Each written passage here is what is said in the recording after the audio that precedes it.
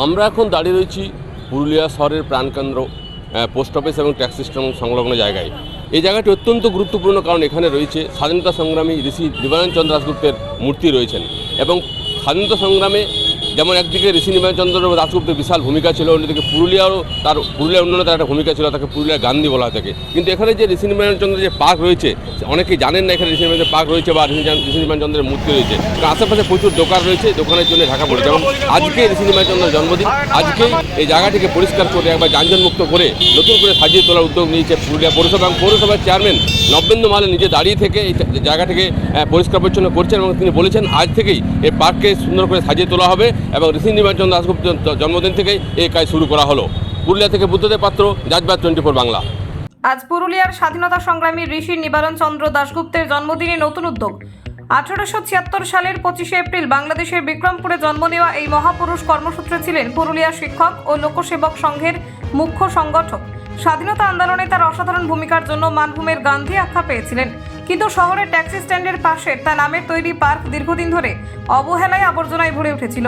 আজ জন্মদিনে পৌরসভার উদ্যোগে চেয়ারম্যান নবেন্দু মাহালের তদারকিতে শুরু হয় পরিষ্কার পরিচ্ছন্নতা অভিযান। উচ্ছেদ করা হয় গজিয়ে ওঠা খাবারের দোকান। সাধুবাদ শহরবাসী। Bureau report, জজবাত 24 Bangla.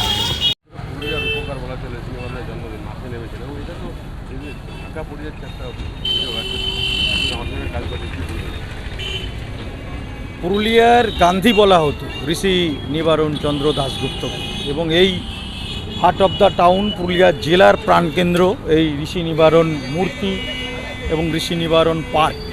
এটি পৌরসভার নিজস্ব জমির উপরে অবস্থিত, পৌরসভার নিজস্ব পার্ক এটি।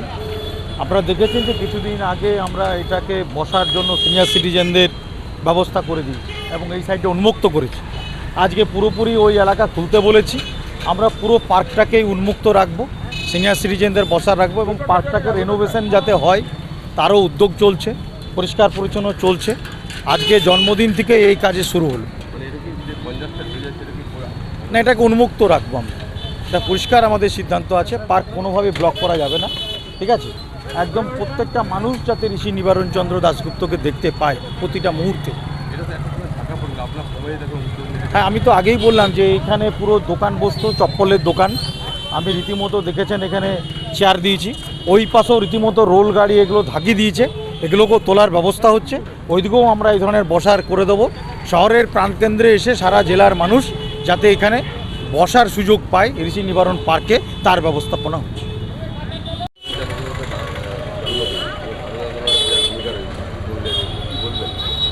মানে এতদিন আমরা জানতাম যে এখানে ঋষি নিবারণচন্দ্র দাশগুপ্তের একটা পার্ক আছে, কিন্তু পার্কটাকে এমন অবস্থা করে রেখেছিল, কিছুদিন আগে দেখা যেত যে ওর চারপাশে এগরোলের দোকান, এগরোলের দোকানে এমনভাবে কেউ মানুষ জানতেই পারতো না যে ওখানে নিবারণচন্দ্র দাশগুপ্তের পার্ক আছে। তো যাই হোক, আজকে আমি এই প্রথম দেখলাম যে আমাদের পৌরপ্রধান মহাশয় উনি এলেন চারপাশে পরিষ্কার পরিচ্ছন্ন করার জন্য, যাতে পার্কটা যাতে আর একটু উন্নত হয়। খুবই ভালো লাগলো।